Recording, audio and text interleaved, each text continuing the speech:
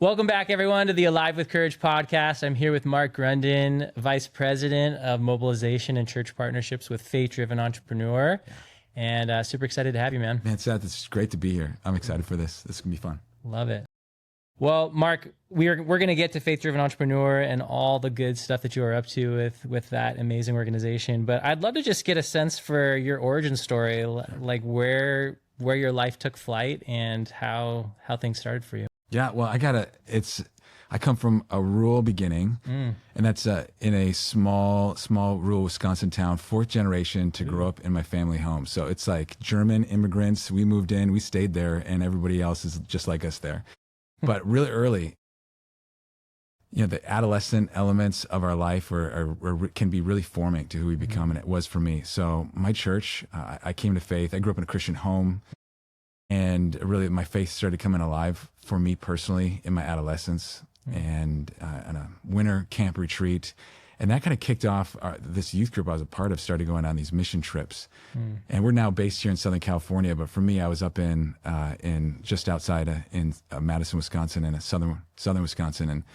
And we took this mission trip down to Tijuana, Mexico. And it was a completely different world from where I grew up. Yeah.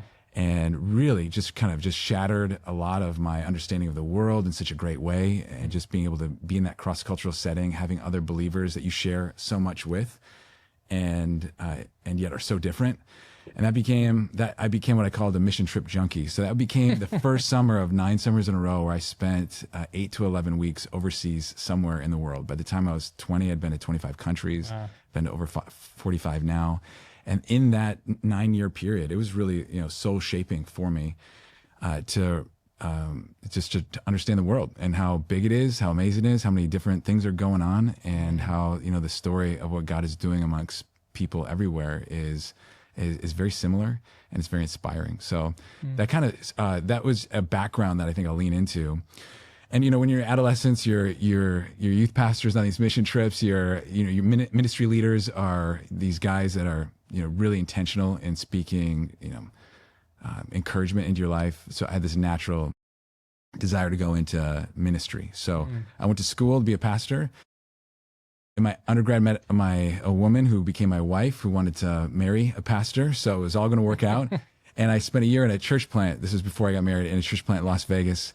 And it was really tough. It was just really, really hard time. So I came back to Southern Wisconsin with my tail between my legs. I didn't get fired. I left the church, but there was just a lot of problems and challenges. I learned a lot of what not to do in ministry.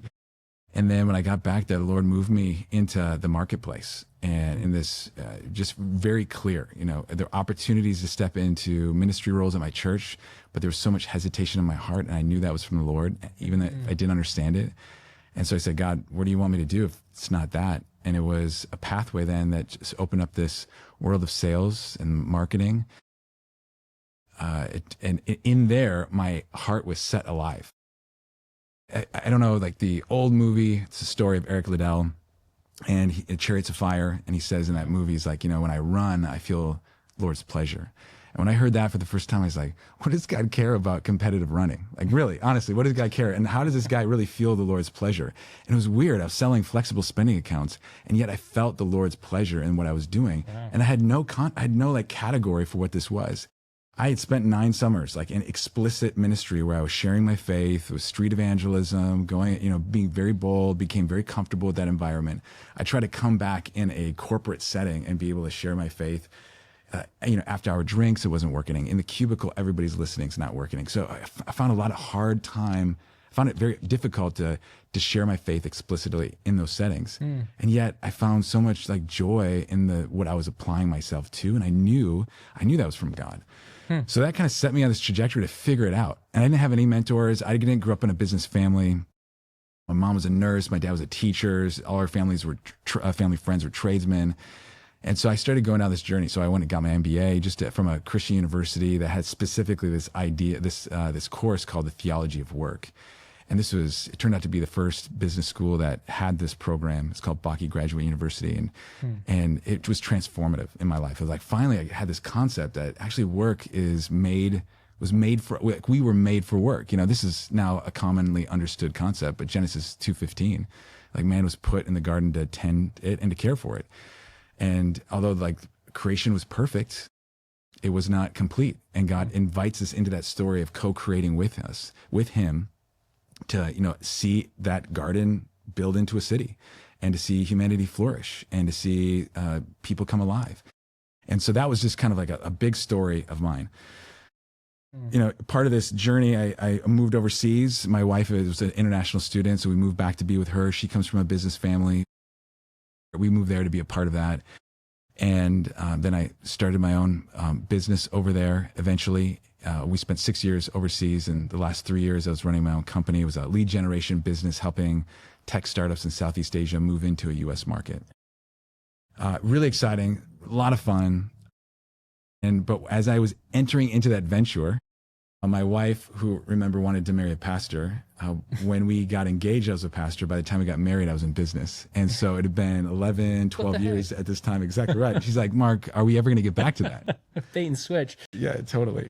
So I said, yeah, give me, I don't know what's happening here, but let me run this out. I don't know how long it's going to go, but let me run. I feel like God's got something in this. I had some just, minimal goals that I was hoping for, and was able to reach all those goals. And so then I spent a year really contemplating, we're there in Southeast Asia, do we remain bivocational and keep the business going and try to scale it, and then also be in ministry? That seemed tough. Do we go full-time? If we go full-time in ministry, I think that means we need to move back to the US. Man, we loved it there in Southeast Asia where we were. It was like God was moving in so many tremendous ways. Like it was the front lines of just in that part of, that domain there's just a lot of amazing things that were happening. Yeah. So through a year process, then we're like, all right, we're gonna pivot. We accomplished the things we wanted to do. Let's pivot back into full-time ministry. We never really left it, but like we're now vocationally, we're gonna move back there. And when we started saying, okay, that means we got to move back to the US. And it's a story in itself, but just through really God's providence, open doors, just a connection that was really, really random, ended up a door opening for me to come to Saddleback Church here in Southern California. I didn't know, I came from the Midwest, and we had other larger churches there that we were modeled after. So I didn't know too much about Saddleback Church, but I read Purpose-Driven Church, and I thought, man, this is the model. This is like, it's speaking to me like a marketer. Like this is, I get it.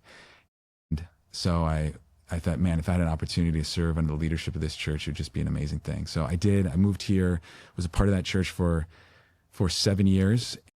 It was just an amazing ride. We went through transition years of Pastor Rick Warren, who's this generational pastor. Yeah. It just has meant so much to the church here in America and around the world. To serve under him for 5 years, and then under the new pastor for 2 years with Andy Wood.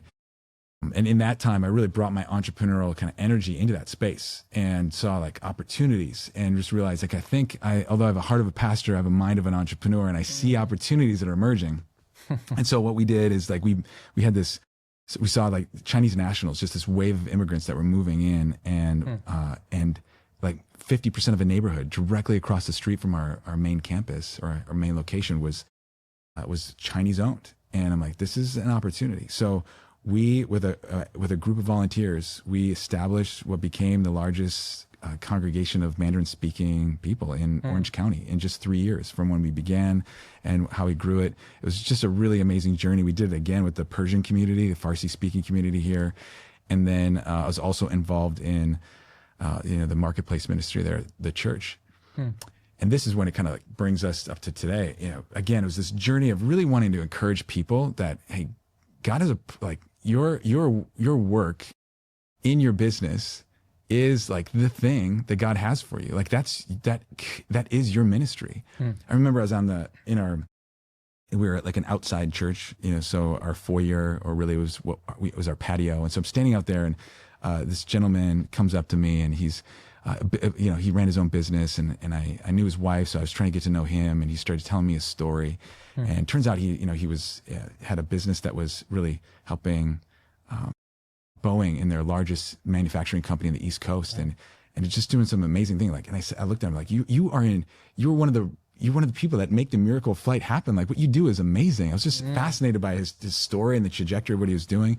And then he said, hey, Mark, I really appreciate that. It's really great that you you say that about me, but what you're doing is really special. Like, I really look up to you as a pastor. Yeah. Really, like, you're doing something important because I'm not. That's what he's thinking. Interesting. And that was really, that was the heart of the ministry. How do we help people recognize, whether you're in corporate America or whether you're running a business, the things that you're doing are actually in the front line of the kingdom. And as we serve in that ministry, again, where are our opportunities? I like to see movement and see things grow. And there's just an awakening in corporate America. And it's called it really came in 2020 under the wake of the tragic death of George Floyd. There was this government mandates that came out that said, all corporations will have to dedicate space and time for safe spaces for minorities in the workplace. And what that did is it opened the door, and this is like LGBTQ, this is racial minorities, religious minorities, but under that whole thing, these closet, private Christian Bible studies that were existing could now formalize. And in all like major multinational Fortune 500 companies, you have faith communities that are everywhere. It's amazing. So, and many of the leaders of those faith communities were part of Saddleback Church. So we built a network of 7,200 believers in the marketplace. We were, helping train small groups there, providing resources. And in one medical device company, there is a Christian community of 4,200 believers in one company. These are mega churches within these corporations. It's amazing. So I saw that and I said, God, that's an incredible statement. Like, there's mega churches inside these like Fortune 500 companies. I mean, it really is amazing to see how the God is moving and bringing people together and to really encourage one another. To be a winsome witness, not to be a holy huddle and to pull back and say it's us against the world, but in my connection with all of them, the unanimous response is, hey, how do we love the people here in these different, if ideologically perhaps some believers have differences of morality with, let's say, the LGBTQ community, and oftentimes there can feel like there is this. Combativeness against perhaps those two communities. And so many of these leaders, they say, when this employee resource group gets together to have an ice cream social, we ask, can we serve your ice cream? I mean, everybody needs to find their people. And the fact that you are finding your people at work, even though it's different from what we think is perhaps right, we work together. We want to see you thrive in this workplace. And that was the spirit more than anything else. And that really, it had an influence, in the way those companies were growing and being shaped. So I prayed. I said, God, I don't know what's going on, but I want to be on the front lines of this. Billy Graham, 30, 40, maybe more years ago, he said, the next great move of God is going to happen through men and women at work. Yeah. And I said, okay, I'm in. I want to be a part of that. And I began to pray, say, God, I don't know how. Is it here in my position? Is it somewhere else? And that's when Faith-Driven Entrepreneur came up, and the door opened for me to just align with them. I'm fully bought into the heart and mission that they have, which is how do we help Christ following entrepreneurs find their community, similar to those employee resource groups, find their community, because they're out alone. Running a business is hard enough, but trying to do it in a faith-driven way is exponentially difficult. And how do you do that? The only way to do this is to find a community. So we want to help them find their community, and then so that they can live out their God-given calling to create in the world. And so that's kind of like the journey. It really brings this pastoral heart and the entrepreneurial mind together. And our heart in this, and we can talk more later, but our heart in this really is to see a movement of business owners, of business leaders that really want their faith to drive the things that they're a part of. We believe, incredible kingdom impact can happen through business leaders as they have outsized influence in society and the world around us. So, man, yeah, 100%. Yeah. There's so many things that resonated with me in that.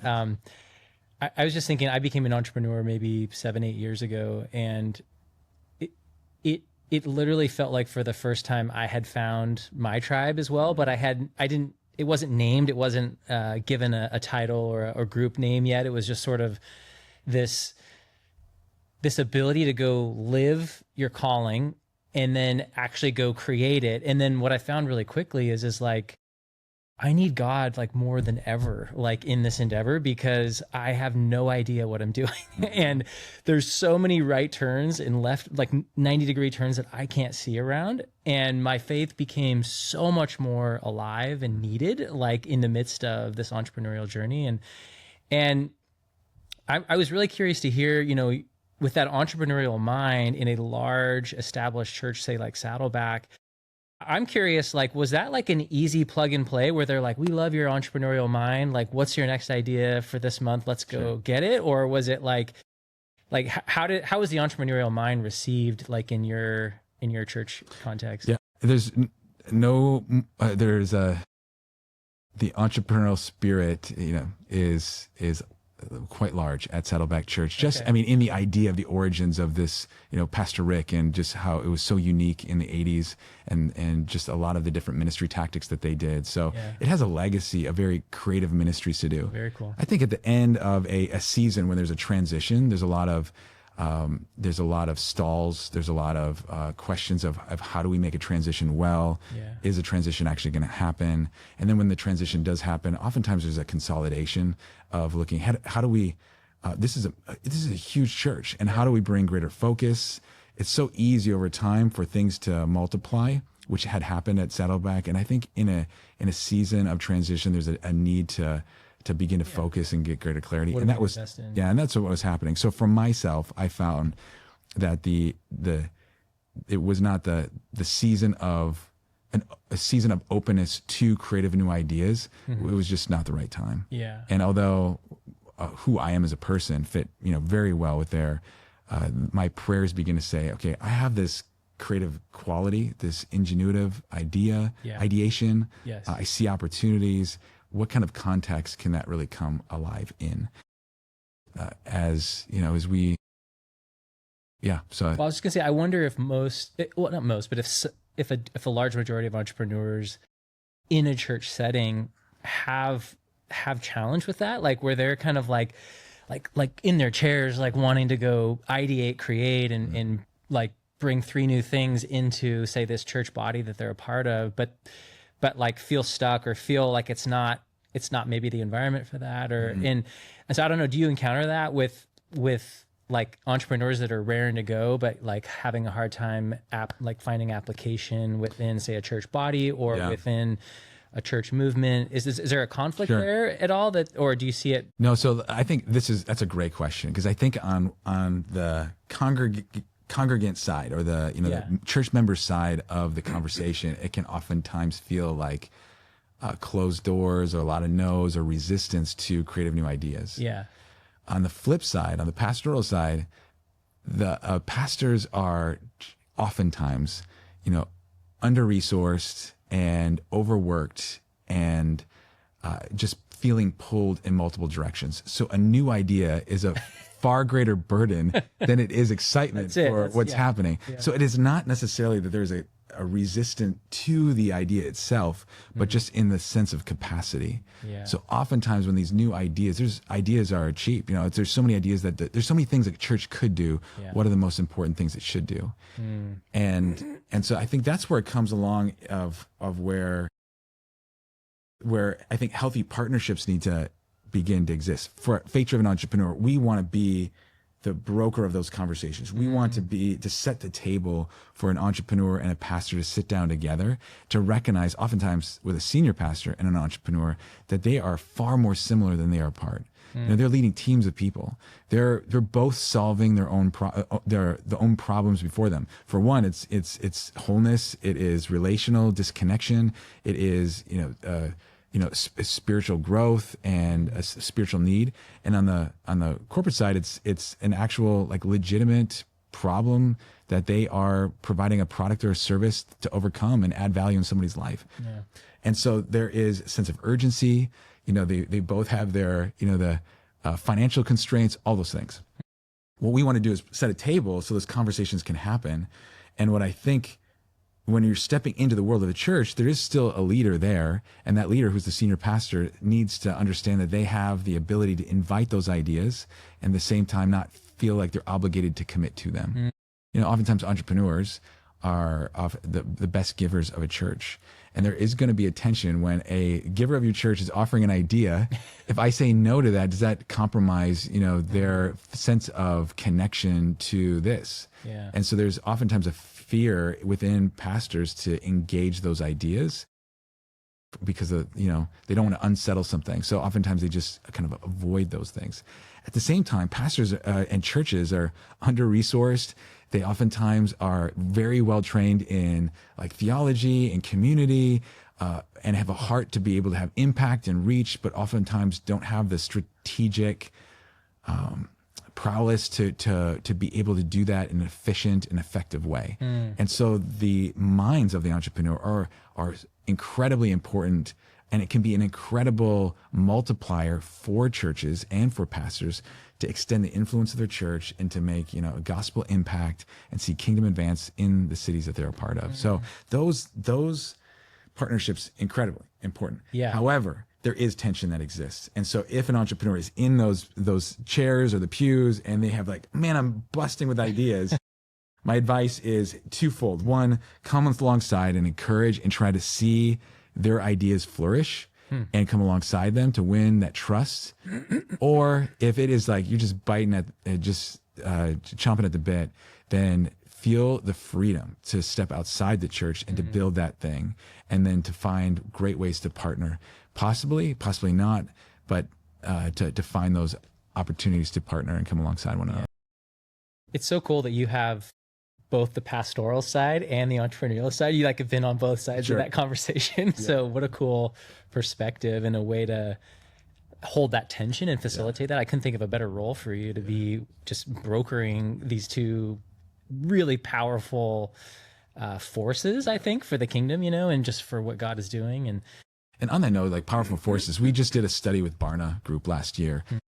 It was a general, it wasn't a Christian per se study. And so as we were surveying just general public in here in the United States, found that 73% of Americans believe that the world's greatest problems could be solved through healthy partnerships between pastors and entrepreneurs. That statistic blew us away.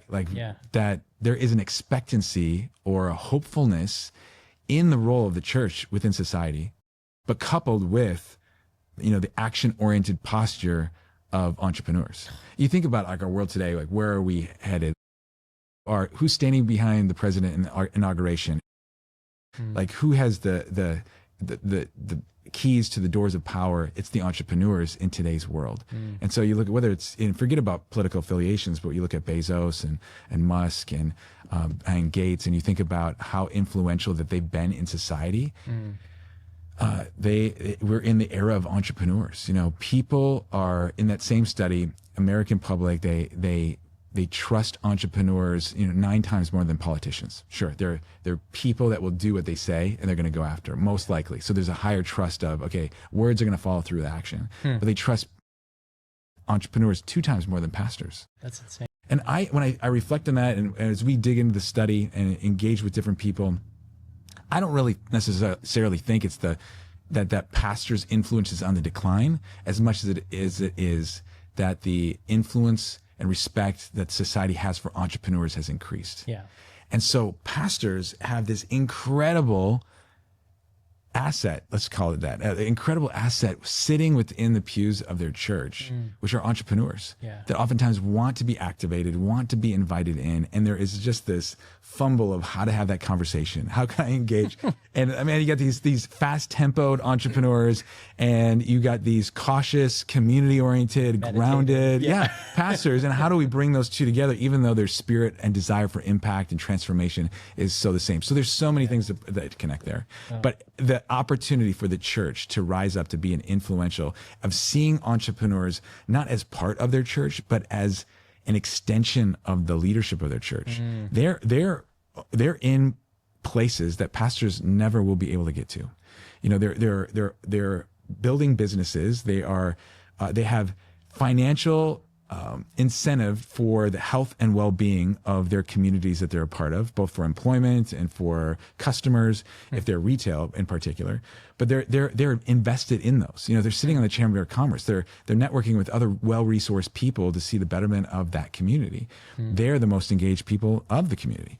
And so oftentimes we see them when we tell stories on a weekend about what God is doing. It's like what's happening here, the food pantry that we have going on. Awesome. The number of people that have been baptized or gone through a particular program. Awesome. But the stories of life change that are happening in the businesses are also the stories of that pastor in the church. Yeah. And so when we see those stories as our stories as a pastor, and we see the entrepreneur as an extension of this church's leadership into the community, it's transformational. Okay. And that repositions, instead of us trying to enlist them, now we're trying to partner with them to see, kingdom advancement, gospel transformation happening in the city. And that's incredibly powerful. I was just thinking like, an average church around here is maybe between 300 and 500 people, and to think that there's maybe say 20 to 50 entrepreneurs that are in each of those churches, right? And then or more obviously, but then to think like, instead of thinking about church planting and planting a new building, a new church, got to get the whole thing set up, a whole leadership team, all that. Like, imagine if churches were just planted in each of those 50 entrepreneur businesses. Yeah.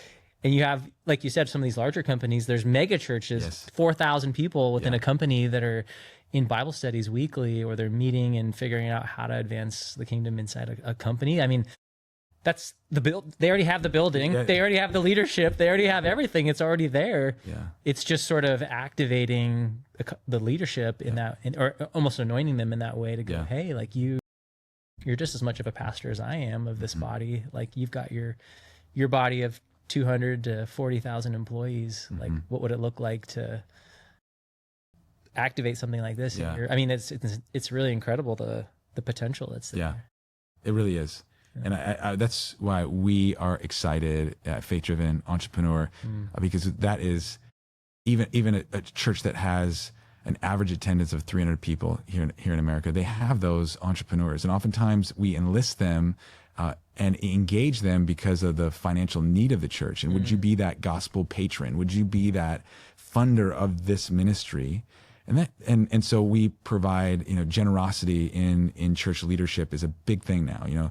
Generosity language, generosity programming, generosity, announcements, and all that's really important. But oftentimes we serve the entrepreneur community only with generosity content instead of affirming the things that God has placed. God has called them to be the creators of society. God has called them to be leaders and influence like households that are a part of their businesses, and to bring excellence in the work that they do, and not to see themselves as an owner, but really a steward of the things that God has given them for His kingdom. So there's a lot of opportunity, and entrepreneurs are looking for that spiritual leadership. So I don't know if your podcast is to pastors, but a word to that is to them would be, there is a great openness for pastors to be able to speak into their life.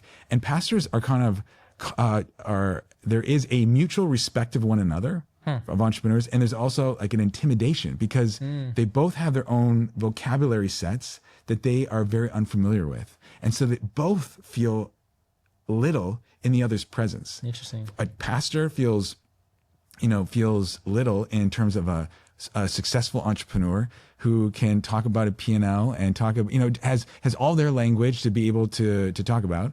And the flip side is, the theological terms, or this person's been through seminary and I don't really know my Bible that well.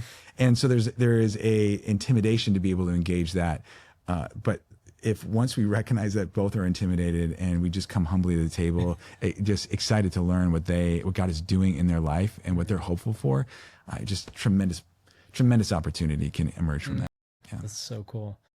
So with your role, like VP of Mobilization and Church Partnerships, like I'm just, what's the big, hairy, like audacious vision that you're up to? Because in my mind, Faith Driven it's got a global presence, and then it's got like a very local presence. It seems like it's this quite large, big playing field to be playing on as a leader.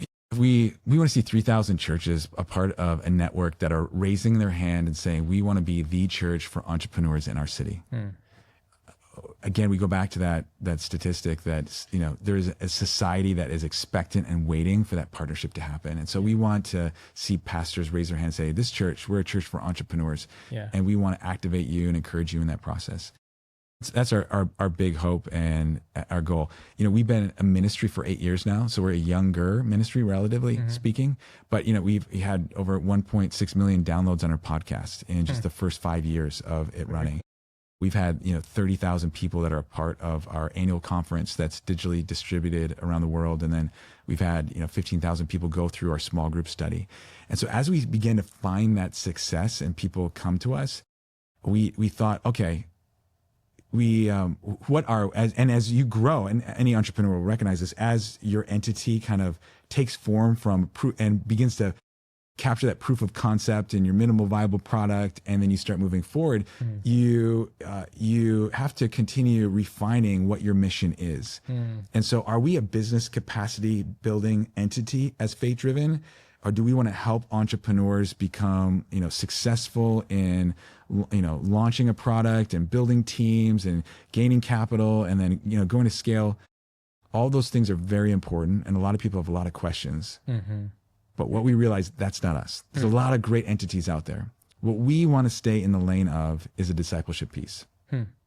We want to foster community, and we want to be able to awaken people to the idea that God has purpose in the businesses that they are so passionate about. Well, when we thought about that, who is the best person, or what's the best entity really for community? And who has the charter among all else to disciple? It is the local church. And so when we started thinking about this community that was coming to us, and we were in finding success in a very quick fashion with scaling numbers of people, like, what are we going to do this? Are we going to create really the first church of Faith Driven, somewhere here in Southern California? Or was there a better way? And so what we decided over this past year in 2025, as we began the pivot in our 7th year of ministry, was, hey, how do we actually come alongside of the local church? How do we become not one that pulls members away from them in like-minded community, but how do we help them foster that like-minded community? How do we help a pastor have a win with a community of entrepreneurs? And so what we've positioned ourselves in this last year, we want to see the local church win. And we want to be a resource partner to churches. We think we have the best content, first in class, inspirational stories. And we want to deliver that in a way that a church can show it and say, this is what we could become as people of this church. And then what we hope is, okay, what's after that? We hope that a pastor will take leadership, and we're building a network so ideas can be shared. We don't want to be prescriptive in that. We want to be inspired from pastor to another pastor of, hey, what does activation of our members into business actually look like? So if I got to be in a business incubator? No. I mean, you could. There's ideas that are out there and models that are working, but no. You just need to encourage the ideas and start conversations, and those partnerships will form. And oftentimes they will be exactly aligned in the mission and the vision that senior pastor believes that the Lord is leading them in. Okay. So that's been our heart in this past year. Our big, hairy, audacious goal is a new one, and we're seeing great traction in that. That's really cool. It sounds like super simple in some sense. It was just like, can we just get to the table? Yeah. Like, get these two people that should be dating together and get them off running together. I mean, and in the life of the church, there's so many things that pull people away. You got, I've heard it called, it's called the weekend slap. It's just like another weekend whack, against the ministry team every Sunday. So like, it is a content machine, if you think of it in that terms, when it comes to a church. Yeah. And it just does not stop. And so you got the concerns of that. Then you have the sheer amount of people that need care and like just people walking alongside of them. So it's a constant pull into there. And then you have the strategic direction that a church wants to take. So there's a lot of things that are going on that mix. And then you have financial, like just looming, and how do we become sustainable? What does that look like? So there's a lot of things that are happening there. So I think what we have simplified it as is faith-driven entrepreneur comes into a church to support to resource a pastor in one of three ways. The first, and the one that makes the most sense, is bringing that small group of business leaders together. Could be, they're the big donors of the church, right? Typically. And oftentimes a pastor wants to walk with them, but doesn't always have the resources quickly at hand that are of high quality to provide for them. And so our 8-week small group study is a way for whether a pastor's directly engaged or most likely empowers an entrepreneur in that group to take lead and to walk with them. Pastor comes in at week 1, pastor comes in at week 8, just to kind of be the bookends, but is really the leader over that. And then does that on an annual basis. Really, the entrepreneurs they're busy people. And so is the senior pastor. So they're not looking for like a close, constant touch, but it is that content affirms them. Grounding touch. It's a grounding, exactly right. Yeah. So that's number one way, is to, when it comes to capital campaigns resourcing financial campaigns in churches, there's a stat that's out there, 80% of donations in that capital campaign are typically coming from 14% of your congregants. And not general overhead, but when it comes to those specific giving campaigns, well, how do you come alongside of them without always, singing the song of generosity? They get it. They're investing in that. So that's number one.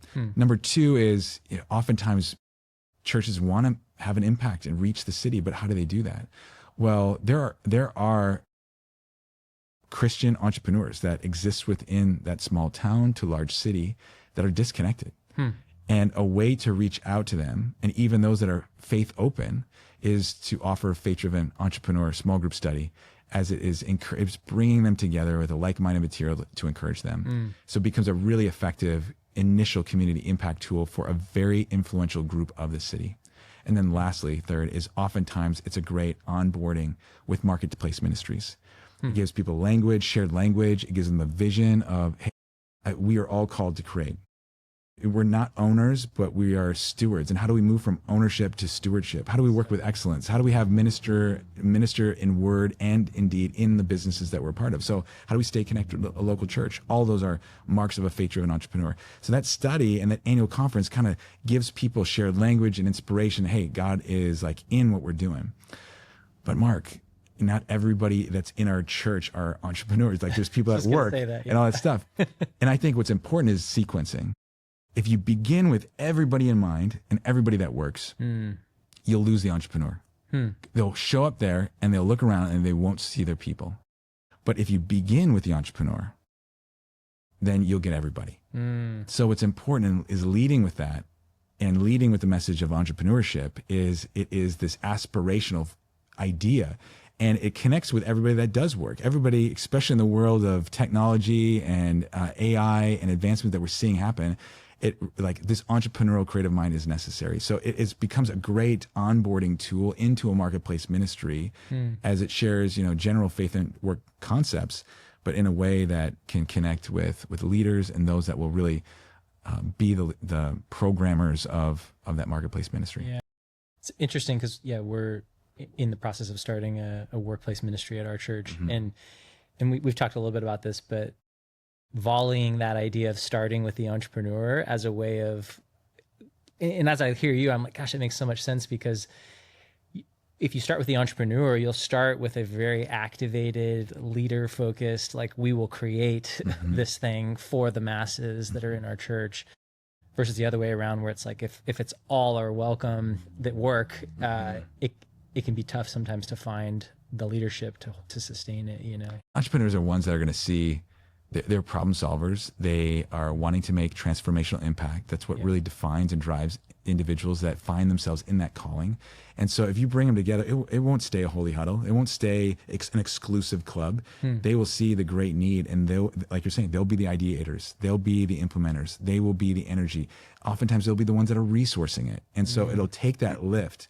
I find as a pastor, we're always looking for shorthanded. There's so many ministries. And so, at our church at Saddleback, it was, 80% of the ministries were run by 80% volunteers. Yeah. So even though Saddleback was a huge church with a huge staff, it was an even larger volunteer base that we had. But oftentimes as pastors trying to just give out orders, hey, I need this, I need this, I need this, and it just wants implementers. what that pastor actually needs to have a multiplier effect is to have like big L leaders, those that can understand like, hey, I know the direction. Just tell it to me once I got it. I can see the pathway forward. I don't need the steps. Give me the guardrails of what is possible and what is not. Yeah. And I'll go forward and do it for you. And I'll raise up a team. And in fact, if we're short on funds, I'll fund the things that we need. So all of that is, so if we can, as pastors, begin to shift our mind to actually of seeing who at times we need somebody just to set tables and break things down. Yeah. But other times we have a whole ministry that we love to be able to release. It's the entrepreneurs that will be able to move that forward and do it effectively. So good too, because you're not asking the entrepreneur to go run the kids program and lead that. You're asking the entrepreneur to go run in their lane, which is go shepherd other people in that marketplace ministry, which is what they're already doing. You know? So it's really cool. Just to shift for a second, I'm super curious, you know, as you have this huge vision of 3,000 churches, and I'm sure you have all kinds of other KPIs that you're staring at. Just, I'm curious about you as a leader, as you're exercising this entrepreneurial spirit. Like, you clearly have passion, excitement, can articulate it like really well. Seems like beautiful alignment with the playground of faith-driven entrepreneur to go live that out.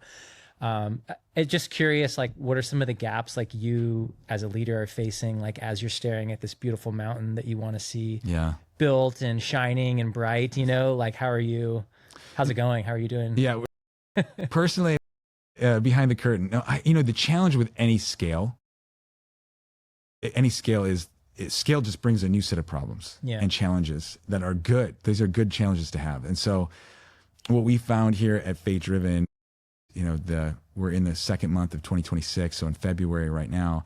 And in the first month of 2026, we saw more groups register than the first quarter of last year. And so we are seeing this exponential growth happening. And it's comes from different strategies that we're doing internally for engagement.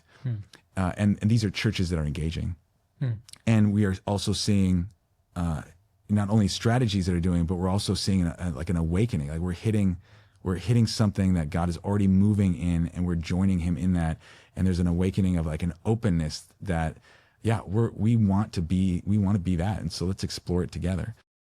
So I think in that journey of scale, it just begins, okay, you always have to we have a typical human nature is that we want it to be beautiful, and we want it to be perfect, and we want the customer experience to be like amazing, and we want like new, and we want we want a lot of things. And that oftentimes can take, or if we do a survey and like our net promoter score is something we base off of, and it's in the 90s, and when we get negative feedback or challenging feedback, we should work on that. Or so there's some gaps, like there's some clear gaps that after people finish the program, like what's happening next, that's what, so we can address all those things. But we also need to like engage new people so that we can then afford the ability to then bring those types of improvement. So I guess it always becomes in leadership of sequencing. Like what is most important first? Interesting. Yeah. And so for us, there is a loud cacophony as this grows. Hey, we don't have our onboarding process perfect. Like there are some confusion. We've had this program for 7 years. There's some of the get starter kit is the questions are slightly off, and like all of those should be resolved.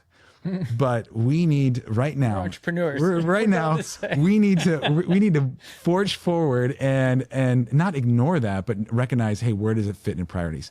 So for us, opening new opportunities, leaning into the scale, leaning into, okay, if we're going to scale, let's focus there first, how we can open the doors to connect with more people with the message that we do have. And so for me and with our team, it's always trying to not be put blinders on and ignore issues, but how do we look to the positive first to see the opportunities that are existing and know how to prioritize our time, the things that we spend our hours on, that will have the greatest lift for the mission that we're going after. And so it becomes like, what is defining for our team? So for our team, when I came into the role just over a year ago, our team was called the community team. And the community team had this idea that we wanted to help create community, and we wanted people to be able to feel empowered. And so there was more of a resting kind of gathering tone to us. I came in and said, like, okay, everybody, tell me what your expectations, what you think our mission or charter is in the mission our organization is going after. Okay, team tells me one thing. Okay, boss, CEO, tell me what you see our mission and charter is. And like, okay, what you're saying to me is true, and what you're saying to me is true. We are off. And I think that typically happens as nobody's at fault with that. Nobody's trying to take us in a different direction. But that's the beginning of mission drift. And that's the beginning of internally misalignment. So then I quickly said, okay, it seems to be we go with the leader and where he wants to take us. And if we're going to go in this direction, I think we need to reposition ourselves, not as a community team, but as a mobilization team, because that was the priorities. The priorities of our team wasn't to sit and rest and to be that sense of steward of the community, but rather we wanted to mobilize people into various communities. You know, we wanted to connect people into that. A word picture came that I think has been really defining for our team and what we are in this season. Water brings life to people.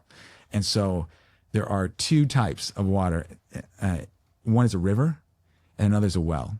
A river comes and it is fast moving oftentimes, especially at flood stage. It can be disruptive at times at flood stage, and it's going to go through a valley and touch a lot of things and just bring, life as it passes through.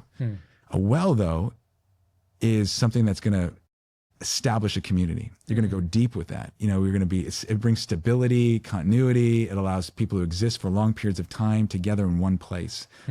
And so, but they are two ways to gain that water. And so what really it was helpful for us is to give that word picture of like, as a team, we're not a well. As a team, we're going to be a river, and we're going to be fast moving. And our role isn't to sit with people. That's going to be other people. And maybe they're not even here yet. At some point we'll become that. But right now, what our charter is for this team and the mission that we're trying to go after is how can we touch as many people to engage them and welcome them and invite them into this movement. That was a key component in us having the lift in that year. Good. Yeah. And then when we began to think in that way, we started to unlock strategies that allowed us to go in that direction, to find exponential growth. And then the question is, well, what do we spend our time on? Because time is now precious. We're not in a position to hire infinite people. So what do? We have to be able to prioritize, and we think of our prioritization in terms of sequencing, like what must come first? Well, if the mission is to be a river, then we can prioritize those things. And then at some point and incrementally, we can work down that priority list to get to all the other details to make our already great program even better. Yeah. Oh, that's so cool. So what, just personally again. Okay, going back. I'm going back to personal. Yeah, I'm glad you did. Okay. Sorry, did you want to say something? No, I can address that. I wasn't avoiding it. No, you're doing great. But it's always encouraging to me to see, like, the title of the podcast is Alive with Courage, right? So talking to people that are just like, I can see it in you. It's like, hey, this guy's alive with courage, right? He's alive internally and he's stepping out in courageous acts, like things that we don't know they're going to happen or not. There's risk involved in the journey. It's an adventure. Yeah. So I just feel like that's just all over your story and all over faith-driven entrepreneur and what they're creating. And the personal part that I'm always curious about is like, how do you keep your heart buoyant, like in your leadership position? Because it's very easy for a heart to get buried in like, I'm not good enough. This isn't going to work. Like, I mean, there's an onslaught that's on a leader's heart trying to take them out. And so I just get really curious, especially when I see people just lit up, like there's got to be days where it's not lit up. And I'm super curious how you kind of dig yourself out of that and come back to that buoyant space that really carries the vision, helps motivate others to carry the vision, because it's not always roses and easy. Yeah. I think it starts with a sense of calling. Well, that starts with a connection with the Lord. Yeah. And so for me, like I have this deep belief that I need Jesus. I guess I kind of operate with these 4 points. Number one, like God wants me here. that I think it's Psalms 139, like he knit me together in my mother's wombs. Like his thoughts about me outnumber the sands on the shore. Like God thought about me before the time existed, and he created me with intentionality, with the gift sets that I have. Some I have greater than others. Others I have at a diminished amount from others. And so, but I am who I am with intention. And I have my limitations and the giftings that God has given me. Just to pause on that for a second, just that clarity alone is insane, because like to know that God is like even just when he, when he baptized Jesus and he said, "This is my son who I'm well pleased," like my beloved son who I'm well pleased, like it's almost like he's blessing the man and blessing the mission. And to have that blessing over your life is huge. Like for people to have that kind of clarity, I think, just because there's no question, I'm not like wondering and spending half of my waking hours wondering if I'm in my lane or not. It's like, no. And so I think we have so many great tools to us today, like personality profilers and gift set profile and, how we work profiles. And for me, I journeyed through that. And then we come to the end, you can say like, okay, I don't have these things. Yeah. Or man, I feel there's different bosses that I have, the one that I have now, I just have such great respect for him. And we're just different people, and he moves so fast and he's so driven. And I gotta level up. Like every day I come to work to be able to run at that pace. And I want to, because I want to see this mission move forward. And sometimes I could say like, man, I'm just not that person. And then I got to realize like, no, like God has made me who I am so that I am part of a body, as the Bible would say, and every part is meaningful to bring its wholeness together. And we need those fast moving people. We also need the contemplative, reflective individuals to not bring a balance, but to bring their own perspective to make the body better. Yeah. And so for myself, it finally became like, I think I'm like 40 plus, and at that point, I just realized when I hit 40, I was like, I am who I am.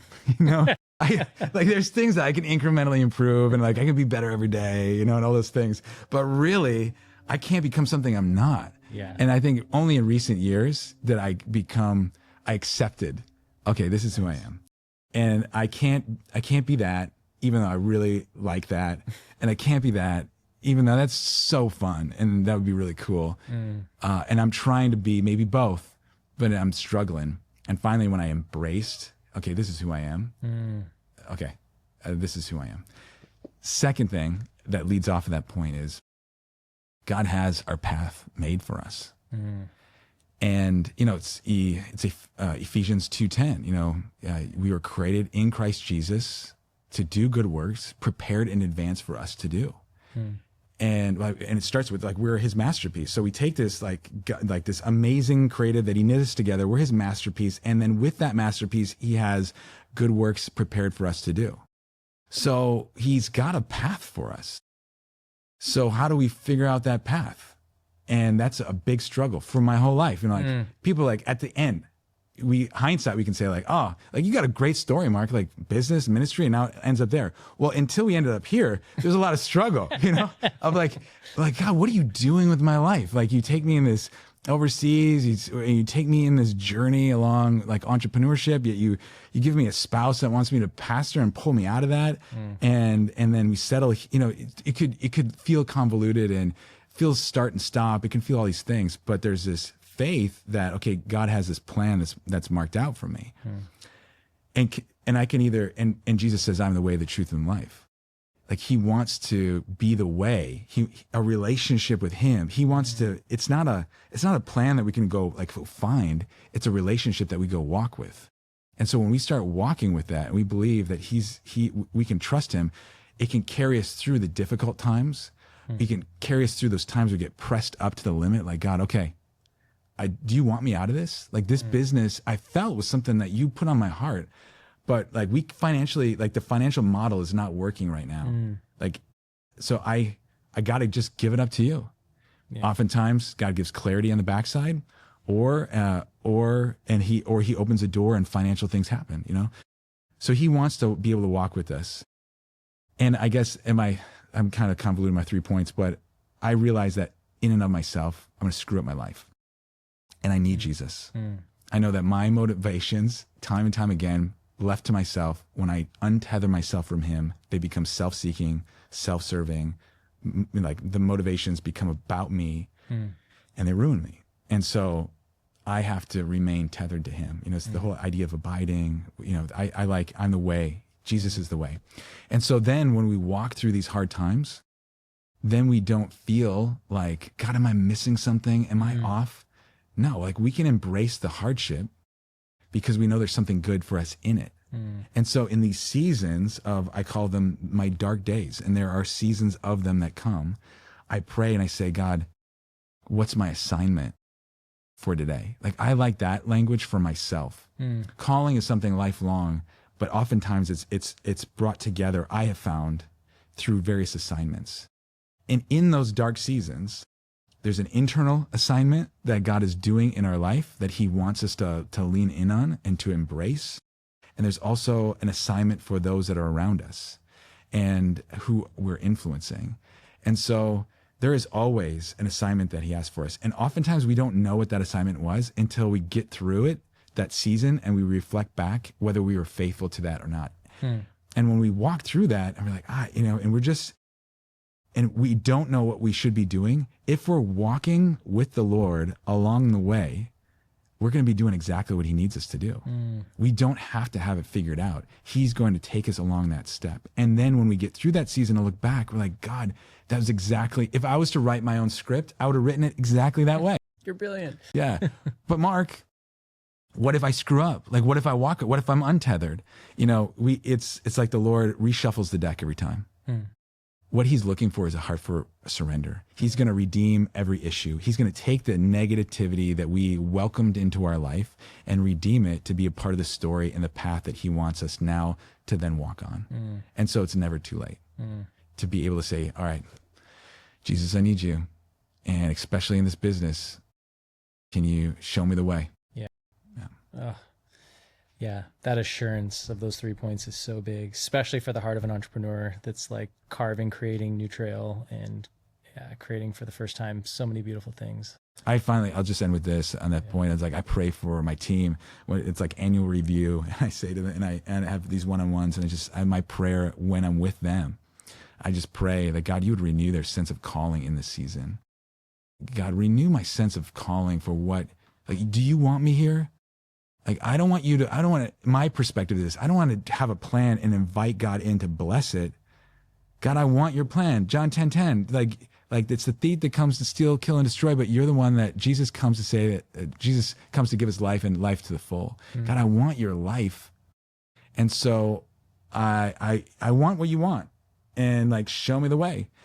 And he's gonna give us the inspiration. He's gonna give us the encouragement. He's gonna give us the right people to come around us, and it's gonna be good. Beautiful, man. Thanks so much for being on the show, brother. Right on. I really appreciate it. Well, I'm encouraged by the mission of your work, and looking to encourage and walk along people as they try to define and understand, hey, who am I, and what are the next steps that I need to take. And I hope it's a real encouragement to a lot of people. Yeah, man. Right on. Thank you so much.